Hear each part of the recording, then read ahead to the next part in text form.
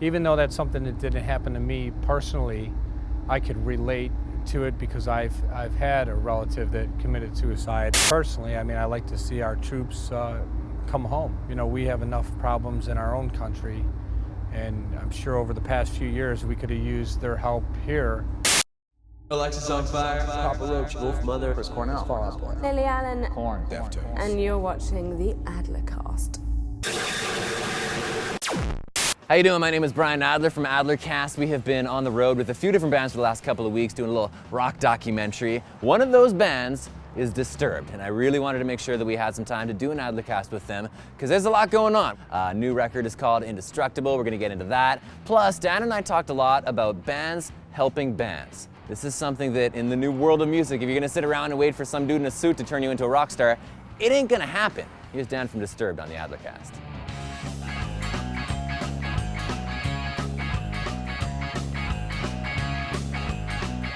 I want to talk to you about Indestructible.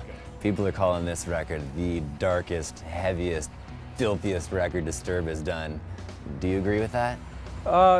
For sure. It's definitely a very dark subject matter-wise. When we start talking about where we'd like to see this album head, you know, David wanted to go a little darker with the subjects, and we wanted to give him the music that would kind of, you know, lend itself to that. We wanted to kind of take those elements off the first three records and expand on what we liked about those, and bring a little bit more of the attitude that the earlier stuff had, a little bit more of the rapid fire vocal delivery, and you know, just the overall vibe of the record. That almost sounds like a scientific method of creating, you know, like very strategic in every way.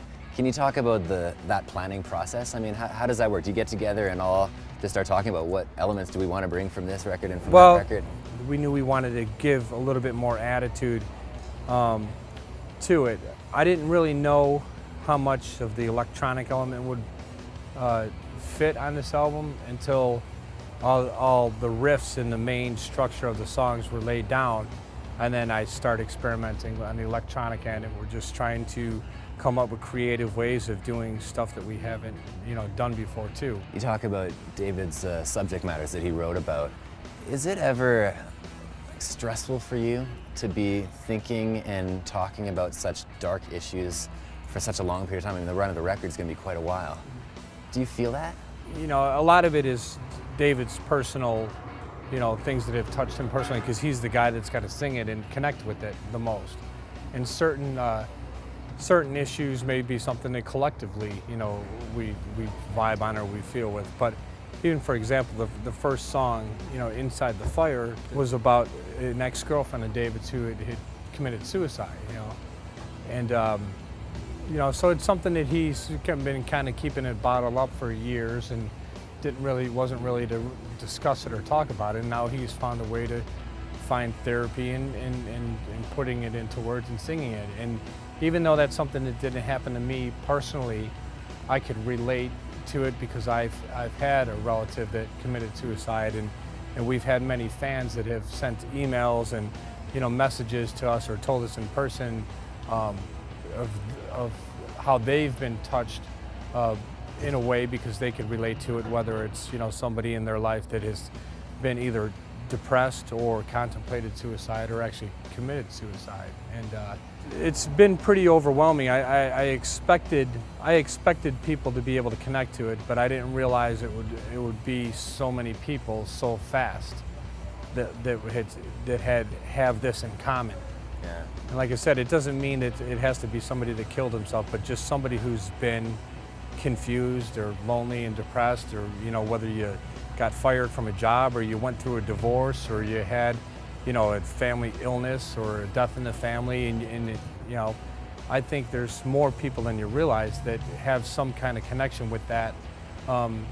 Even if you're not suicidal, I think just being depressed enough over a bad situation can, you know, make people a little confused, and you might have a dark thought of that, you know, and we just want to kind of give them, you know, encouragement to, to speak and ask for help instead of, doing the ultimate.